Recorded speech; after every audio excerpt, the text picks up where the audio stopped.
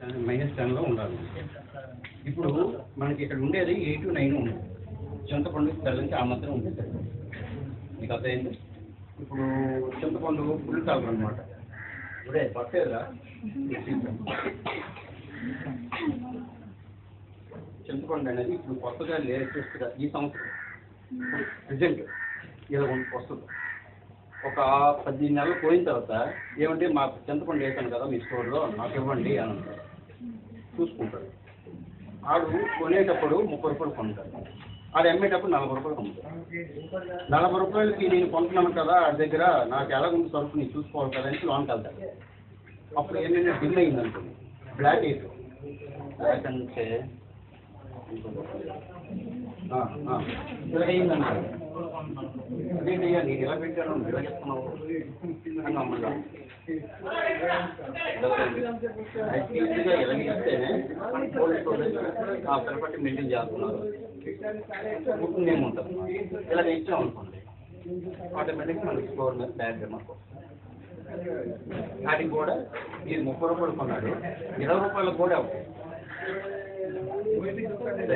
ఇది ఈ కలర్ ఎప్పుడు మనం మెయింటైన్ చేయడానికి కోల్డ్ స్టోరేజ్.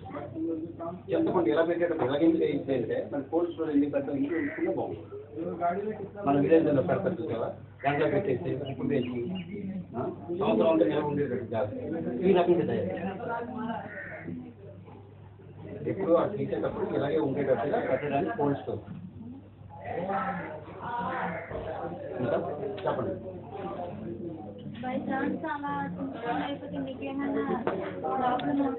ప్రాబ్లం కదమ్మా. స్టోర్ వాటర్ స్టోర్ మనకి మనం తిరిగి వాళ్ళకి తిరిగి మరి ఇంకెవరు నష్టం కూడా చెల్లించాలి కంపల్సరీ ఇవ్వాలి. ఈ అద్దెలో ఉండు తిరిగి మనం డ్యామేజ్ అవ్వాలి.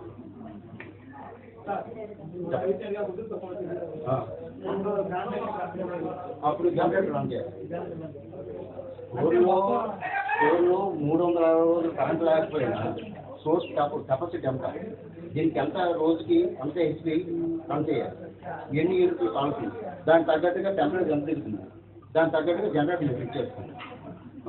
ఐదుతో అలాగే వెళ్దాం ఫుట్ వెళ్దాం మెషిన్లో అంతా చూపిస్తున్నాం.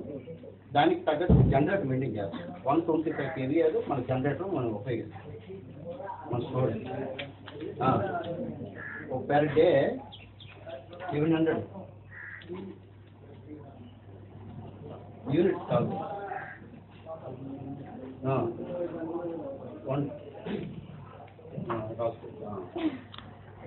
అది జనరేటర్ మీద రన్ చేసుకోవడానికి మాత్రం 125 kV మనకి.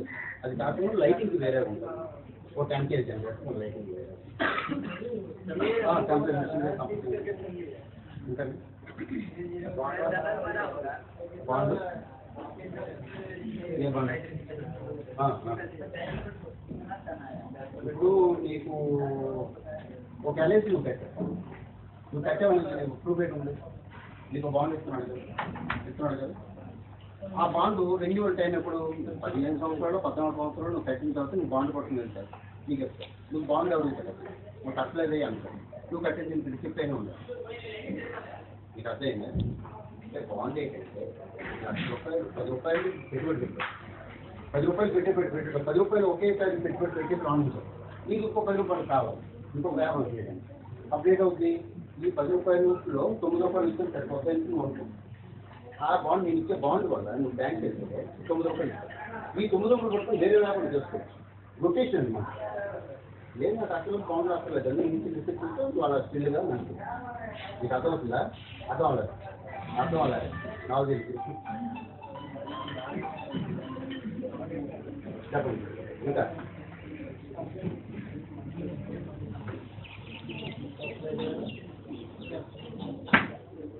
ఇంకేదండి అలా ప్లాంట్ కట్టాలని చెప్పేది కదా.